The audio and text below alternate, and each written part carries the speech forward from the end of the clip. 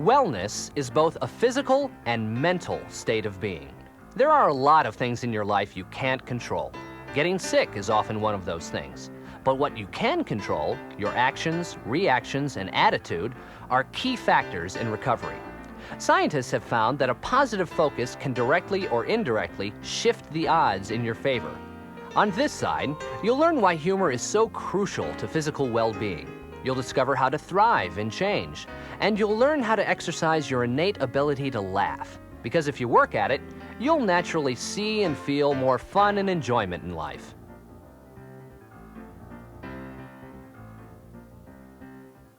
The single greatest predictor of good physical health, the single biggest predictor of good physical health, is good mental health. Please do not misunderstand me. I do not believe that if you learn to develop these skills, that all your problems are going to go away and you'll never have another sick day in your life. I'm not telling you that humor is going to make you live a long time. Because if that's true, where did all those bitter, nasty old people come from? And we know them. 97 years old, not going to die till they've complained to everyone on this planet about what a rotten deal they got. I have met some children that I have worked with who died when they were 12, 13, and 14, who were the happiest, most joyful people on the face of the planet. It's much more complex than that. But the way they die. One of the kids I worked with, the kid's 13 years old. He's come home to die. He knows he's dying. He's laying on the couch. He didn't want to die in the hospital. His parents, they're going through some very difficult times, a lot of grieving going on. Kid calls me over and whispers to me, "Don't let my parents forget about the fun we had." I thought, boy, I hope I am that evolved when I go. Kid's last thought is, he said to me, "I don't want him to just remember this. I want him to remember the..." And then he told me, he gave me a list he'd made of all the times they'd had fun. He said, "I want him to remember this."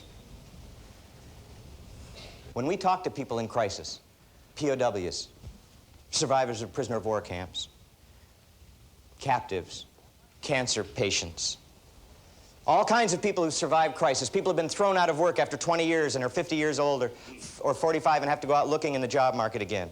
People whose families, people in crisis, what do they have in common who do well? We're not talking about an abstract idea. We're talking about a set of skills that you can choose to develop. Your imagination's enormously powerful tool. We're seeing now how it affects the chemical balance of the body, how it may participate in your wellness or your illness. My imagination almost killed me not long ago, about 4 years ago. I woke up in the middle of the night and there was banging, crashing noises downstairs. It was like a Dagwood Bumstead cartoon strip. My wife saying, "Somebody's downstairs." I went, "Oh, it can't be." And I hear crash, crash, crash, crash. I went, "Oh my God, somebody's downstairs." And there'd been break-ins in our neighborhood. And you're immediately filled when you think someone's broken into your house with two very dangerous conflicting emotions: absolute anger and violation and utter terror. So I got out of bed, I said, "Call the police." She said, "We don't have a phone in the bedroom." Right, okay. I said, "Okay." I said, "You just stay here." I said, "The window's open, it's unlocked." I said, "It's only about 6 feet to the ground from the window." I said, if you hear something go wrong," I said, "gunfire or anything." She said, "Gunfire? Don't go down." I said, "What? I've got to do something?" And I said, "If you hear anything, just get out the window, okay?" So I'm looking around the room. I was on a softball team. I had one of those silver aluminum softball bats. It was the only thing. I grabbed that. I go out the door. I'm walking along, heading for the head of the stairs. I hear this crash, bang, bang, bang, and my stomach is pumping and my throat is tight, and I'm furious. And in my mind, I'm trying to figure out how many of them are there. By the time I got down the hall to the head of the stairs, there were at least 3. How heavily armed might they be? I had the image in my mind. They had Uzis. And I got to the head of the stairs. I got to the head of the stairs with this anger, and all of a sudden the terror, thank God, kicked in. And I looked down and I realized I am stark naked. And I have a silver bat. This is going to terrify these suckers. I'm going to charge into this room, stark naked little balding guy, going, "Ah!" I'll be cut in half. I start backing up, you know? I mean, I'm not too imposing with my clothes on, naked, believe me.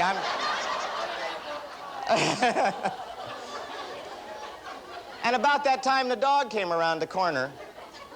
Just when she was a puppy, she'd gotten in from the garage. We hadn't closed the door, and she was rooting through the garbage and the pots and the pans, and that's all it turned out to be. But from the time, less than a minute, from the time I headed out of that bedroom to the head of the stairs, I knew how many there were, I knew how big they were, I knew how I was going to die, how long it was going to take. I could have had a stroke. Just thinking about that. Ladies and gentlemen, perspective is not abstract. Self-lightly problem seriously is not abstract. And neither is it abstract to consider the possibility that your imagination might be a tool for developing humor. People often treat stress as though it were some sort of new phenomenon, like it just came into our understanding of human psychology. Stress has been around for a long time, and some stress and a certain amount of stress is good for you. Keeps the system active and challenged. But the difference is what's causing the stress in the world that we live in right now. It's different than it's ever been. Everybody has someone in their family who, no matter what happened to you, they had it worse when they were a kid. Eat your oatmeal. I had to eat broken glass when I was your age. And there's a story that circulates in families, and one that I heard that I liked a lot was about the family that was in a wagon train. And this was the story that circulated, and they're coming across the prairie, and all of a sudden their wagon breaks down. And they're abandoned by the rest of the wagon train. They can't go on. Some people leave some goods with them. There are 3 kids, 2 adults, a couple of milk cows, a couple of goats, about 2 pigs, and about 2 dozen chickens, and enough supplies to get through the winter. And they have to stay there and farm and get their act together so they can fix up the wagon and get on with the next train that comes through. Now, breaking down in Kansas today is a terrifying experience, okay?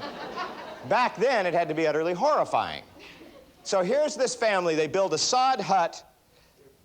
There's 3 kids, 2 adults living in a 24 by 20 hut, sod hut.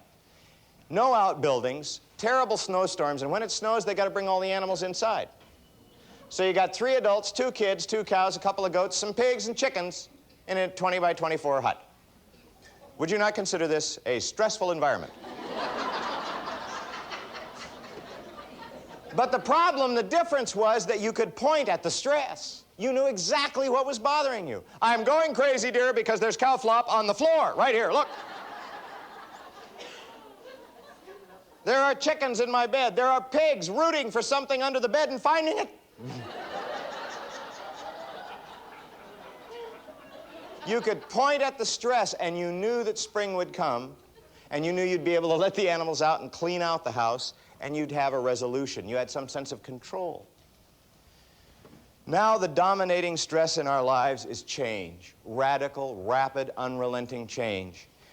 I've talked to a couple of anthropologists and archaeologists, and most of them will agree that the discovery and use of fire was a major event in human history, but it took over 1 million years for the use of fire to really change the way the human race was living.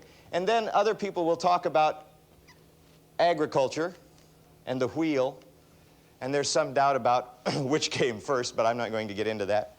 The point was that with the discovery of agriculture, the entire human race changed. The way we lived, the way we thought began to change because we had to start staying in places instead of hunting and gathering. And agriculture and the wheel took less than 100,000 years to change the way the human race lived. And then we began to build cities.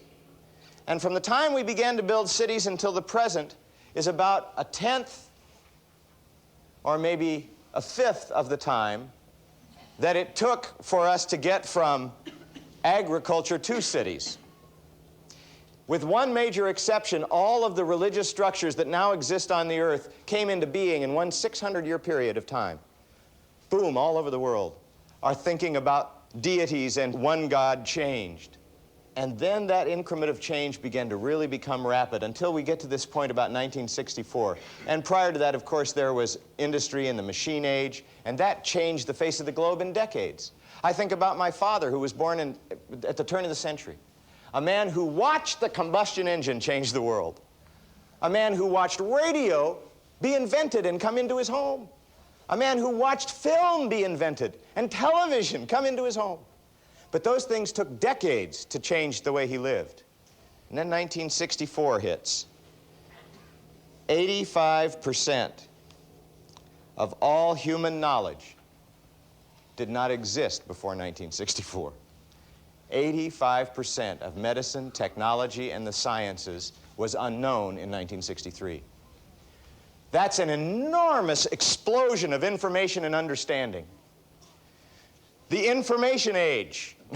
I didn't understand half the information I had before the information age got here. Something I call inverse change. What inverse change means is we're living in a time when it takes you longer to figure something out than it does for it to be different. The minute you've got something figured out, the only thing you can be guaranteed of, you're wrong. That's it. Because it takes the human mind longer to access change than it does for change to occur. So we're in this constant shifting, moving reality. And we always want to sit down and grab a hold of something and say, this is it, that's all, I don't want to think about it anymore. And what that problem leads to is something called maladaptive stress. Maladaptive stress is simply that stress caused by change. Let me just share a couple of figures with you here that I find interesting. In the last 10 years, the number of network television commercials grew by 65,000 per year. There were 2,000 shopping centers in the United States in 1957. 2,000 shopping centers. Today, there are 31,000. And my mother's been in every one.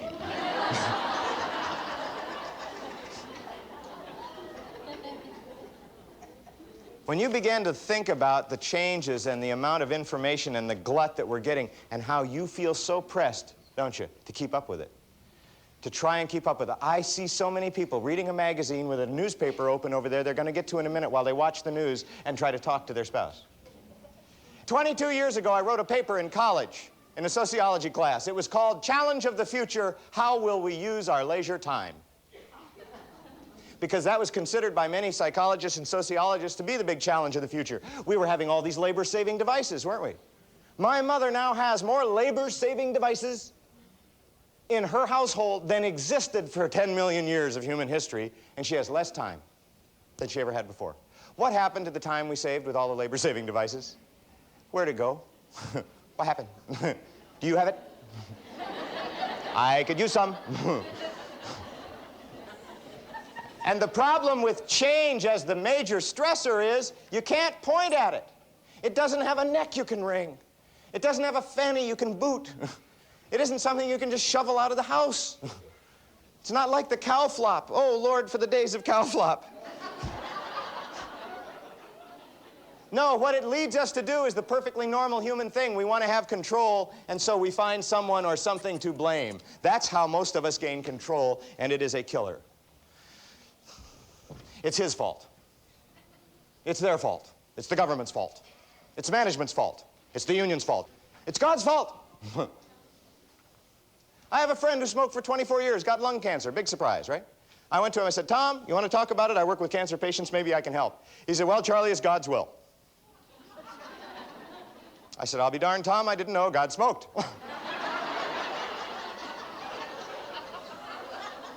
He was more willing to blame a deity than accept responsibility for his own actions. And it's a perfectly normal thing to do, to look for that blame, because that's how we have control, see? If it's his fault, at least I have some sense of control. The problem is, and you know this, the minute it's his fault, I'm dead. I can't do anything. I don't have any power. He did it. It's his fault. So is he going to change it? Come on, change it. Come on, change it. He's not changing it. What happens to me? I get more and more resentful. That fight or flight mechanism becomes a part of my day in, day out life. My health erodes, my capacity to deal with my family erodes, my job starts to tear me up instead of build me up. It's a perfectly normal place to pass through, but you've got to pass through it. And that's one of the values of humor. And those skills we talked about, is to help us learn how to take control of the elements we can and get off of blame as a mechanism for gaining control. Because all it does is cripple us. People say, well, where does humor fit? Well, it fits just about everywhere, and it relates to all aspects of mental and physical well-being. First of all, there's aerobics and exercise. Aerobics and exercise are very important to physical health. They're a great way to relieve tension and stress. But a lot of people can get into it to the point of obsession. And a lot of people can get into it to the point of killing themselves with it. If I had taken up running because of the people who went running by my door, I never would have taken it up, frankly. They're out there going, taking their pulse, checking everything, talking. As long as I can talk, I'm okay, right? That looked like fun, doesn't it? A national love affair with fitness combined with the same physiological problems that cause the eating disorders of anorexia and bulimia has spawned a growing health problem, obsessive addictive exercise. There was the idea at one time that there were some positive addictions. The truth of the matter is that if you're running more than 3 or 4 miles at a time, unless you're preparing for a marathon, more than 3 or 4 times a week, according to most experts, you're not running for exercise. Because beyond that point, you're not gaining any aerobic benefit. You're just learning how to run more. Obsessive athletes, runners especially, will run when they're injured. They'll run no matter what the weather is. They'll run no matter where they are. They get a tear, a sprain, a break, they're going to run anyway. I'm not talking about professional athletes. I'm just talking about the average person. And so what we get into is this. I understand what you're talking about, Mr. Metcalf. I work hard and I play hard. I beg your pardon?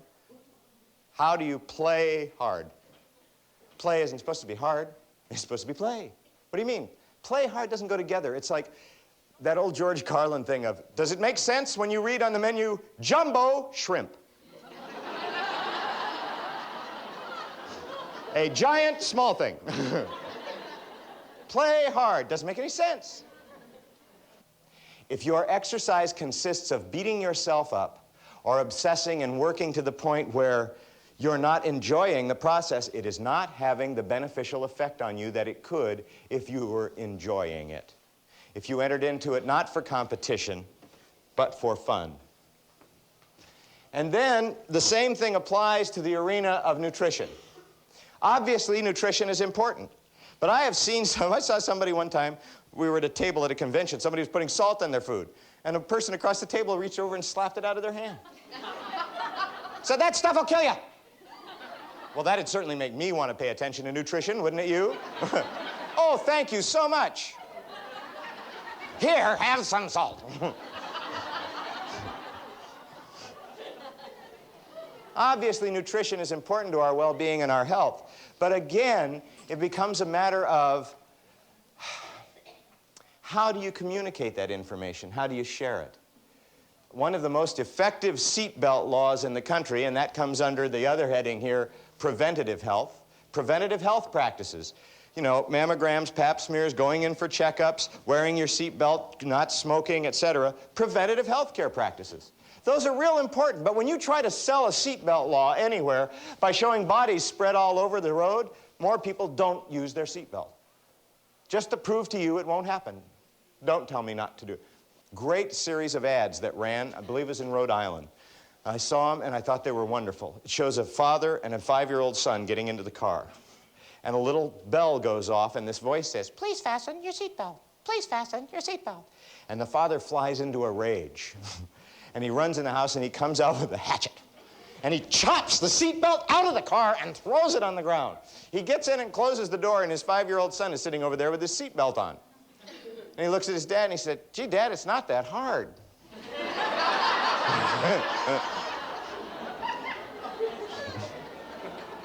You're far more likely when you get into your car after having been encouraged in that way to put on your seatbelt than you are if somebody attacks you about it. And one of the ways that we communicate and learn most effectively is through humor, and the commercial people know that better than anybody. The commercials are some of the funniest things on television. Some of the funniest things on television are commercials. I have to fight not to buy things. If you go buy a product and you go, oh, yeah, no, I don't want it, I don't want it. And then there is relationship and community, which is another part of the wellness pie. And what I want to suggest to you is that relationships and your participation in a community are as important to your well-being as any other aspect of physical wellness. Roseto, Pennsylvania was the site of a very interesting study because they noticed that they had a very low rate of death from coronary heart disease in Roseto, and so the early 70s they did a great study there. They started studying the Rosettans, expecting to find low levels of the major risk factors for coronary heart disease, cigarette smoking, fat consumption, sedentary lifestyle, and obesity. Big surprise, the Rosettans had terrible health habits. They were all high in the risk factors. It turned out, according to the panel of physicians who reviewed the information, that their protective factor was the social fabric of the community. People tended to stay within Rosetto, and there was a great deal of closeness. They knew one another, their family histories, their joys, their sorrows.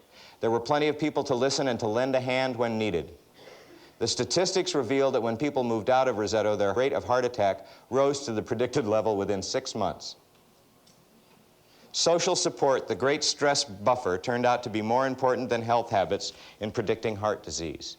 Not an abstract idea. One of the things we see in elder care, the people who do well as they tend to get older are the people who stay active and involved with groups of other people, social support. But think about that for a moment. Relationships and community. Where does humor fit in there? But one of the things that I think is critical in a sense of community is some shared sense of what humor is about, that sense of joy in being alive. And that tends to be what people get in communities. It tends to be what people get in recovery groups. It tends to be what people get in church groups. Now, it may be a sense of joy in being alive you do or don't agree with. That's unimportant. But even in community and social support and relationships, it is important. And then we've got belief systems. That's another part of your health care that we've talked about. How you choose to see what's going on with you is a critical element in terms of your health care. And humor, as we have discussed it, is a big part of a healthy belief system. And over here I have spiritual constructs as the other part of the wellness pie. I don't care what that means to you. I don't care if you're a Buddhist, a Baptist, or an agnostic. It makes no difference to me. But I hope you have some kind of belief system that says there's something in the universe bigger than you are. Because if you're the biggest thing in the universe, we're all in deep trouble. And I'm a very strong believer in the fact that a spiritual path should be a joyful one, whatever it is. I went to a church when I was a kid, had 11 commandments. The 11th commandment was, thou shalt not smile or laugh. Because if you are, you're probably breaking one of the other 10. I got out of there. I found someplace else that allowed me to believe that a spiritual journey could be a joyful thing. The greatest spiritual giants that I have met and listened to and seen in my life are like kids when they laugh. They giggle a lot. I don't know if you've ever noticed that. Truly spiritually evolved people seem to be always going, it's a joke and these people don't get it. There's a sense of lightheartedness and love at the center of any spiritual pursuit. That wellness pie indicates to me that humor fits all the way through our lives if we think about it as developed skills and if we think about developing those skills. I'm going to teach you to laugh. Because I've noticed that as a lot of you laugh today, you learned how to stop it at a certain point. You go, or you'll hold it in. I'm going to take you through the kinetic, physiological progression of laughter. And when it's over with, some of you will be in hysterics. Some of you will be wondering how much they paid for this. But that's okay. I want you to sit up straight. I'm going to take you through all the stages, and I just want you to participate. Now, the first muscle that contracts when something strikes us as funny is called the zygomaticus major. I want you to just curl the ends of your mouth just a little, just a little. The zygomaticus major is the muscle goes from the cheekbone, the zygoma, to the corner of the mouth here. Just hold that. This is called an insincere smile. You've seen it, I know you have. Somebody says, yes, we're considering a raise. Okay. The second set of muscles are called the orbicularis. The orbicularis oculi is the fine sheath of muscles around the eyes. And what happens next as we begin to move toward laughter is the muscles around the eyes contract and our eyes crinkle and so we sort of squint. Can you do this? Brings a little twinkle to the face. Can you kind of squint? Okay, try it again. Straight face. Let's put them together. Zygomaticus. Come on. And now squint.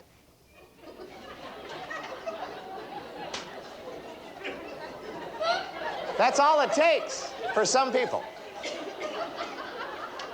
Okay, let go of that. You see, what's happening is as you begin to contract those muscles, you're actually changing the temperature of the blood flow to the brain. And the brain is getting a very simple message: something must be funny.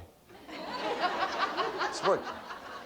The third thing that happens is your forehead, the frontalis, which you can see in me very clearly here, rises. Just raise your eyebrows. The frontalis moves up. Just try this. Can you raise your forehead? Relax it. Raise it. Relax it. There, that's the frontalis. Can you move it? Okay. At the same time, the platysma, which is the muscles in the lower face and neck, contract, exposing the bottom teeth. We're going to put all those together. You ready? Just try it.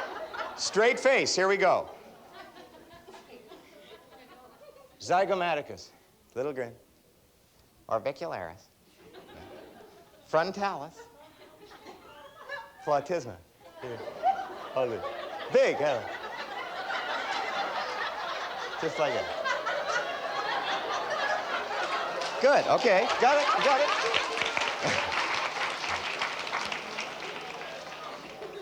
All of those muscles contract before a person actually laughs. Now, I'm not going to offend anyone, I hope, by telling you this, but the first major muscle in the human body that contracts when we start to laugh is the anal sphincter muscle. Can you feel that? Oh, yes. Yes. And it's a very good thing that it does. Because you wouldn't laugh very much if it didn't. You don't have to worry about that. It'll happen automatically. I want you to think about, we're going to practice a belly laugh. Put your hand on your tummy. Now, I don't want the male beach muscle tummy. You know this one? We go to the beach and suck it up into our rib cage. Relax it. Put your hand on your tummy, because what I want you to do is contract your stomach and expel air, and a high-pitched sound like this, gonna go, ah! Now, don't get ahead of me now. Hold your tummy. I want you to just do, on the count of 3. 1, 2, 3, ah!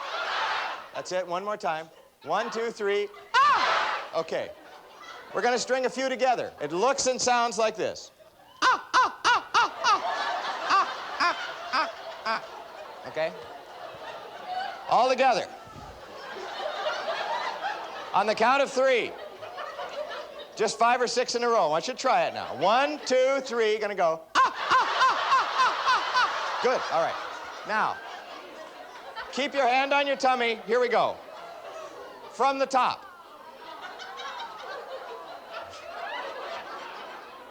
From the top. Straight face.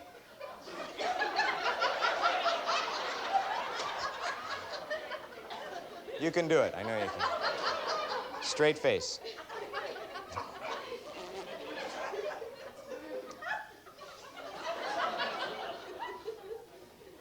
Zygomaticus. Orbicularis. Come on. Try it. Frontalis. Platysma. And good. Okay, good. You see, the point is, if you don't practice these skills, they are not going to just erupt in your life. You've spent years suppressing most of them. You've got to really start to try and get in touch. Here we go, from the top. We're going to do them all together now. Straight face. Zygomaticus. Orbicularis. Frontalis. Platysma. Okay. Belly. Just a couple of things. That's all you've got to do.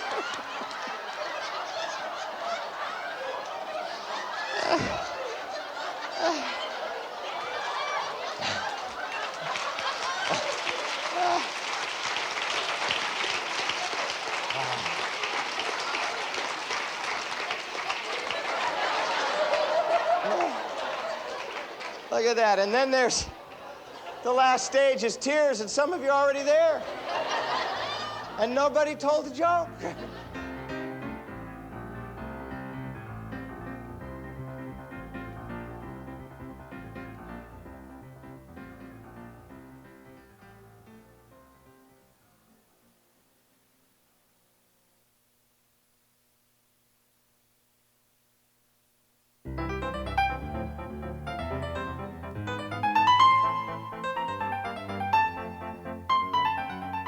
On this final cassette side, we're going to focus on the tools that develop, nourish, and sustain your sense of humor. These techniques will allow you to relieve tension, keeping you fluid and flexible in the face of relentless change. There's no doubt that you have the ability to be truly light. So approach this side from a vantage point of success, and you'll be far more open to the ideas that you'll hear. That way, you'll discover the best way to apply this program to your life, today and in the future.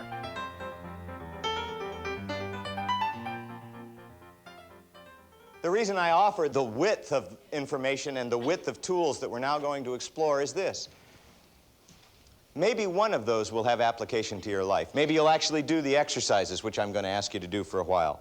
Maybe you'll get more involved in some of the imagination exercises. But don't feel obligated to think, well, if I'm going to have a sense of humor, I've got to go out of here and do all of these things. That'll raise your stress level 40 points, wouldn't it? Okay, I've got to have a good time, but I have to work at it. I don't have time to go to work anymore. I'm working on enjoying myself. I have to get a nose flute, a clown nose, and a pair of funny shorts and run up and down the street. I'll be okay. I'll be back to work next week. Am I having fun yet? No, you pick one or two of those things that have application to you, and you focus on them and you pay attention to them. You integrate this stuff over a period of time. What I want you to do is just sort of sit up straight. We're going to wake you up. I want you to put your hand on your chest, on your own chest. I'm watching. He told me to, honey. I didn't. I want you right here on your breastbone where you can feel that, where the sternum is there, because I want you to just make this sound. Just go, ah. Go, ah, ah. Feel that vibration right there. Okay, I want you, okay, that's enough, okay. That's going to be important to this exercise. Now, I want you to think about something that makes you feel good.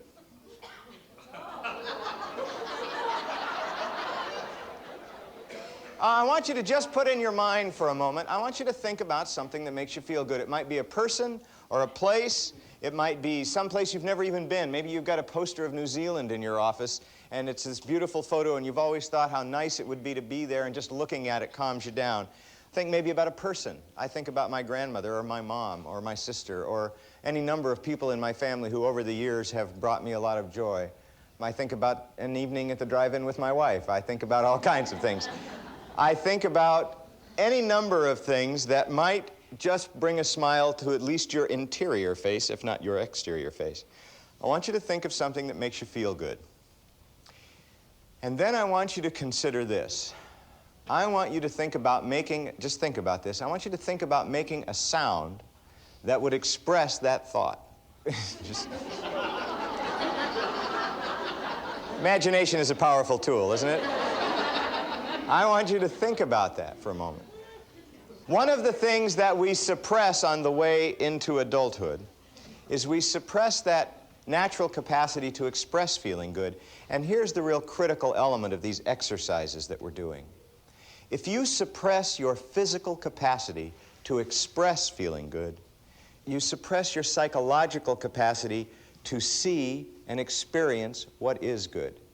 In the same way, if you're not into physical exercise, you're not going to have much appreciation for runners, for example. They just get in your way on the road. That's all, that's what they do. Or cyclists. They're just a traffic hazard, right? If you were out of condition and you got into running as an exercise, it isn't just your body that changes. Your perception begins to change. How you see the world begins to change. Your sense of self-confidence and self-awareness changes. All kinds of other elements change. In the same way, when you suppress your physical capacity to express feeling good, you suppress the psychological ability to see and access it, to experience it. So these exercises help get you back in touch with that. This exercise is called a howl for joy. I want you to have your hand on your breastbones because that's where I want you to howl from. I don't want you to howl from your throat. I don't want you to go and strain yourself. I want you to think about something that makes you feel good. Let it come into your chest cavity and come out as a sound, and we'll all do the same sound together first. It's something like this.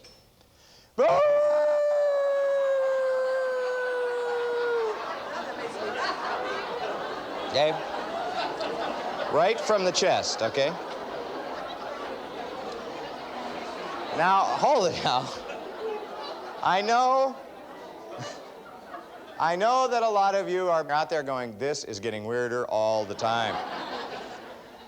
Again, I just want you to be willing to take these risks and do these silly things and be a little playful in this environment and just see what comes of it. Do you know there are no negative side effects to this? There's no dizziness, no nausea, no vomiting, none of that. It's not like a medicine you have to be careful about. Maybe you have to be careful where you do it. I wouldn't suggest, for instance, at a board meeting going, pardon me. That's better, okay, let's get going. Although some companies I've worked with use that. But that's what I want you to do, your hand right there, because that's where you're going to howl from. I want you to think of something that makes you feel good. I want you to be willing to let your head kind of go back so your throat opens, and you're going to do your best wolf howl. Don't think about how silly it is or how loud you're going to howl. I want you to think about it as an expression of that thought. You're going to make that sound expressing that thought. You ready? On the count of 3. Good luck. Come on. Just a little tiny howl. You ready? 1, 2, 3. Okay. It's okay. Some of you... Now what? Now hold on. It continues to intrigue me. I know there are people out there who, for a variety of reasons, aren't going to experiment with that right now. But it's a great exercise if you're ever stuck in a traffic jam.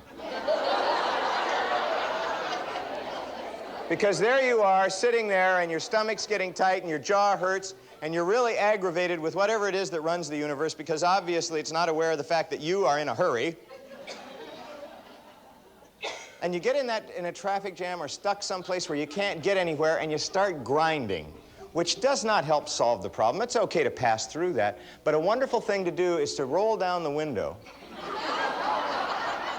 Think about something that makes you feel good and just go, and then look around.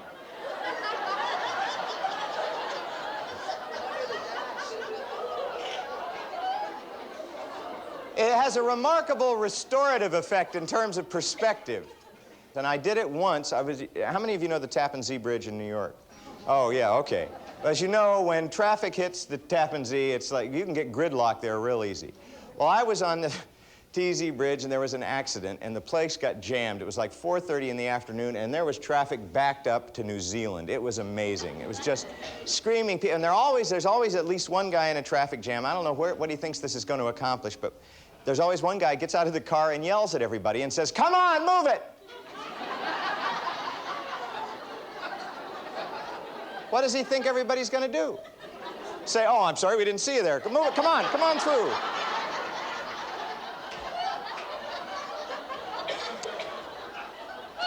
So, I want to suggest to you that at some time, even though you may not feel comfortable here, I see some people go, "Boo." That's okay, there's nothing wrong with that. You know, I cherish the introverts of the world. Because if we were all extroverts, none of us would learn anything. Extroverts are so busy running around telling everybody about themselves that if it weren't for the introverts, there'd be nobody to listen to us. So don't concern yourself with how comfortable or uncomfortable you feel with it right now. Just make note of it and hold on to it for possible future use. If that didn't wake you up, nothing will. And now we're down to the real essentials of the tools. I mentioned earlier a joy list. Please do one. Please, please, please. Sit down with a piece of paper and write down on it the things that nurture and sustain your sense of joy in being alive. Write down as you discover them. You find a new one, go home. You know where you keep that little piece of paper you were writing on. Put that down. How many can you accumulate if you start paying attention? The imagination exercises. It doesn't take a lot to wonder what it would be like to do some imagination exercises. They're real simple. You sit down, you close your eyes. There are a whole variety of them you can do. Sometimes just going back over your life and maybe creating for yourself a laughing place. A place where all of the people who made you happy and made you feel good still are. A place where every time you go there, it makes you feel good. Maybe this workshop will be part of it.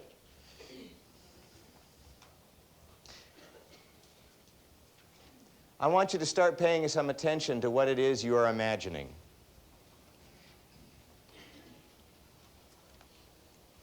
And then we have an exercise called passages. Passages is real simple. I want you, if you choose to do this particular exercise, to create for yourself a sort of ritual, something that you do every day at the end of the work day, or at least at the end of the work week, that says to you, this is the end of the work day and the beginning of the rest of my life. I want you to start practicing it and doing it. Now work stops and the rest of my life begins, because you've got to make note of it. If you don't, you end up dragging all this stuff home. You know that. How many times have you gone home on a Friday with 200 problems that have to be solved by Monday, and you go back to work on Monday with 203? Because now you get to add to the list the fact that your kids think you're a jerk because you didn't pay any attention to them. Your spouse isn't too sure she wants you around anymore because you've been sitting around going, I don't know anybody who really gets much done when they take stuff home. But we feel obligated to do it. And at the same time, we're watching 13 television channels and trying to do all those other things. A group of women got clown noses. And these are business women. These are executive women. They got clown noses and they put them in the glove box of their car. And when they got in the car to drive home at the end of the workday, they put their nose on and they drove home. They didn't say anything to anybody. They would just stop at the stop sign and look around. Hey, doing? Right. And the funniest thing to most of them is that most people don't react. Kids will react. Kids will react. You know, it's like the emperor's new clothes, only in reverse. Adults don't want to see joy. They don't want to see silliness and fun. It might mean that they're doing something wrong. That's the way these women say to themselves, okay, the end of work, the beginning of the rest of my life. It can be even simpler. I've got a guy, a VP at a business I worked with. At the end of the day, he writes down on a piece of paper all the things he hasn't gotten done that day. He puts them in a desk drawer and he locks it. He backs out of the office and he says, stay! And that's what he does. And I'm not kidding. I didn't make that up. He does it. Because then what happens is when he gets home, that stuff starts to come up. He goes, that's impossible. It's locked in a desk drawer. It can't possibly be here. I don't know what's going on. There are all kinds of passages. Some people just get comedy tapes and listen to them. Garrison Keillor or Whoopi Goldberg, whatever it is that fractures you. That might be it. I have a cop who goes home at the end of the day. He's got a little window box. He grew up on a farm, but he lives in the city, and the only dirt he's got to work in is this little window box. So he goes home at the end of the day. He has a deal with his family. Nobody talks to him for half an hour. He puts on a little pair of Mr. Green Jeans outfit, and he sits at his window box, and he's growing miniature cherry tomato plants, right? And just working in that dirt and pruning the plants back and getting them perfect shape. That's his statement to himself. That's his honoring of himself. That's the end of work and the beginning of the rest of my life. And if you do it often enough, it begins to have a very marked effect and a very powerful one, because you go back to work refreshed. You go back to work with your creative mind intact. He wrote me a wonderful letter, this particular guy. His kids really got into it in his family. He came home one day and he found a bunch of little plastic cows and pigs and chickens in his tomato plants. So you create for yourself some kind of passage. There is another statement I've got here, which is find the clown. I know it's a serious world. There are some real serious problems. And if we don't solve them, I'm not quite sure what's going to become of us. But I don't think the problems of the world are going to be solved by the people who are going around with their jaws tightened down so hard their teeth are coming through their head. Or the people who are going around talking to me about how terrible it's all going to be and the big crash and the big boom and oh my God, it's awful and oh my God, it's awful. I don't think they're going to solve anything. I've never seen them solve anything. I think the problems of the world are going to be solved by the people who love it here so much and take such great joy in the process of this life that they will come up with the solutions that we need. When I say find the clown, people think how silly. You know, one thing, I'm not talking about putting on clown makeup necessarily. A woman came up and told me that her husband tap dances down the grocery store aisle. He's taking tap dancing lessons. I guess that's where he practices, you know. Let's see, peas and carrots. My wife uses the supermarket, too, to test me. She'll come up. My wife is a weightlifter and a karate person. She comes up behind me, grabs me around the back and picks me up and starts to carry me down the aisle of the grocery store one time, and I said, please, honey, don't do that. She said, what's the matter, afraid of appearing foolish? Okay. But add something to your life experience that is purely for play and silliness. Juggling, learn how to juggle. Take a mime class. Take a clown class. There are wonderful classes in clowning. Learn how to put on just look, just investigate a little bit. Go look for it. Tap dancing might be what it is. I want you to do the exercises, and I mean do them. For the next 6 weeks, 3 times a minimum a week.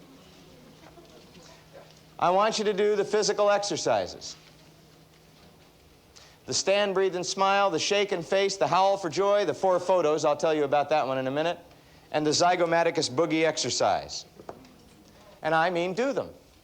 When? I'll tell you when to do them. How do you get up in the morning? Most of you get up in one of 2 ways. You either get up as though gravity were your greatest enemy, and you get up like, oh, no, oh, I'm not gonna make it. Or you get out of bed at 80 miles an hour going, okay, now today I've got to make sure I do all these things, and you're brushing your teeth and putting on your pants and writing down notes to yourself and trying to fix breakfast and get out of the house. Give yourself a few minutes in the morning to do the exercises. You get up in the morning, you put your legs over the edge of the bed, you let the cobwebs clear, and you do a few stand, breathe, and smiles. It's not going to change your day. It's not going to solve all the problems in the world. The idea is just to keep you flexible, keep you loose, keep you in touch with that capacity that you have. And you can do the shake and face on the way to the bathroom in the morning.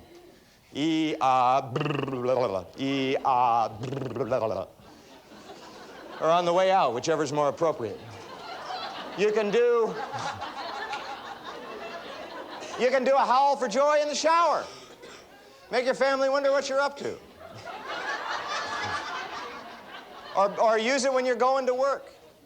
At a stop sign or something. Roll down the window, think of something that makes you feel good, and do a howl for joy. And then look around.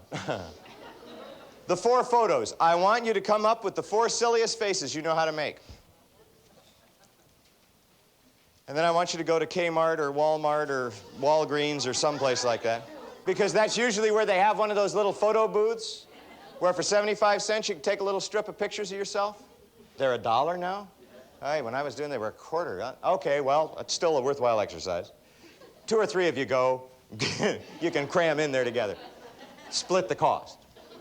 No, I want you to get a series of photos of yourself looking as stupid as you can make yourself look. Nobody else has to know. You don't have to share them with anybody. It's not like when the cop stops you and says, do you have a driver's license? You have to go, yeah, and look at these. You just take 4 pictures of yourself looking as silly as you can look. If you run out of ideas, ask your little kids. They'll give you some silly faces. And then I want you to carry those pictures with you. I want you to put them in your pocketbook or your wallet, and the next time you've got to deal with one of those people that's real difficult for you, a patient or a client, someone you work with, the next time maybe you've got to get up and talk to a group of people and you're really feeling nervous about it, stop. Take those pictures out and look at them. They remind you at that moment that you're not just the problem you're having, you're this too. What are you worried about, making a fool of yourself? Look here, you did it, you didn't die. And a nurse gave me a great thing to do with them. She said, I like to replace them every few months. So what I did with the first set I made, I wrote on the back, over the edge, having a wonderful time, wish you were here. I put them in an envelope and I sent them to someone who doesn't like me very much.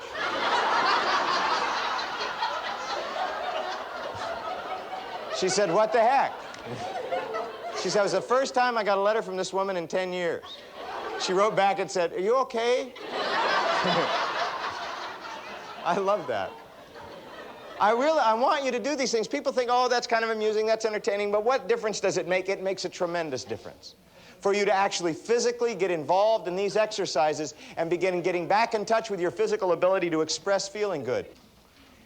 I was introduced years ago at a geriatrics convention by a woman who was 101 years old.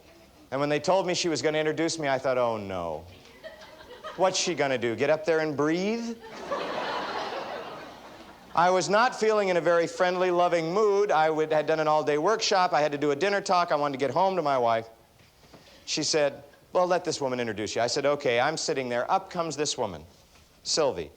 She looked like Tim Conway's impression of a little old man, where the arms are going 100 miles an hour and her feet are barely moving, and she's coming up. And she gets to the podium, you couldn't see her. They had to get a box for her to stand on. She got up and she said, "My name's Sylvia, I'm 101 years old. I've never talked to a group of people in my life. I guess it's about time, isn't it?" And I looked at her, and she was so surprised that people laughed, because she wasn't trying to be funny. It's just how she saw the world. She told the story of her life. She said, "I went to Mr. Metcalf's workshop. It's the longest I've stayed awake in 15 years. And everybody laughed, and she kind of smiled. She said, "It's absolutely true what he's saying. The thing that bothered me is they paid him a lot of money to tell people that stuff I could have told you for free over coffee." And I'm thinking, oh, good, that's good. And then she looked at me and she went, "Ha, ha, ha, ha."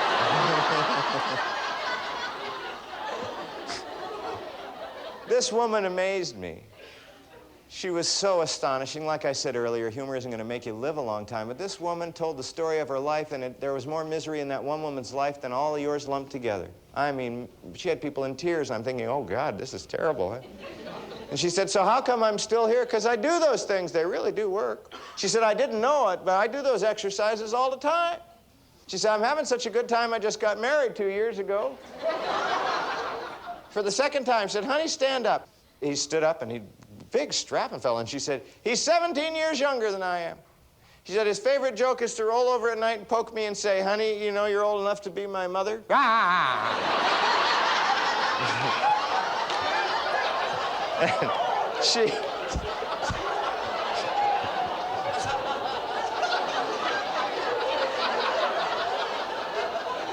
I had started thinking, I do not want to follow this lady. I have spoken after presidents and kings and muckety-mucks, and I don't want to follow this lady, because she's everything I'm pretending to be and wish I were. I'd had one of those days, you know, where a ceiling staring the night before, and I'm wondering, do I really mean this? Do I really care about this work? What's so funny anyway? I've been going through all this pain in my own life, and I'm out there talking about all this humor stuff. Does it really work? And here's this woman. She's not pretending. She's really there. She's lived it. I was humiliated, because inside I knew that I wasn't there yet. And she turned at one point, and she looked at me, and she said, "You telling the truth?" I said, "Yes." She said, "You believe what you're saying?" And I thought, my God, she reads minds. I said, "Yes." She said, "Well, then get rid of those notes you use." She said, "If you're telling the truth and talking from the heart, you don't need notes." I haven't used notes since. I used to have notes in my pockets, hidden everywhere, written on my sleeve. I was terrified to get up here without notes. And she was right. I got rid of them. Things went a lot better. I want to just share a couple things and what she said, and we'll wrap it with this, because this I loved. There were two things. One was somebody in the audience said, "Wait a minute, you were married for 40 years, widowed for 40 years, and then you got married again? Why?" She said, "Well, after my first husband died, I thought I wouldn't ever find anybody that good again." She said, "After 40 years, I couldn't remember why he'd been that good."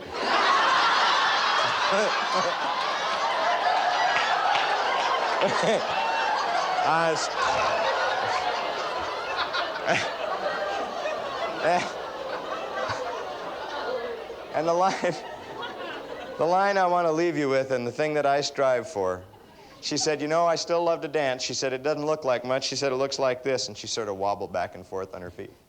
She said, "No, I know it doesn't look like much, but I love it." She said, "Inside, I'm tearing the place apart." And she said, "I was out one day with a friend of mine, a young friend of my husband's, about 80, and I'm standing on the corner doing this, dancing like this, you know. And this man looks at me and says, 'Sylvie, for God's sake, act your age.'" I turned and looked at him. I said, "Honey, you better be careful. I've buried everybody ever told me that." Stay light. Thank you for being with me. We're done.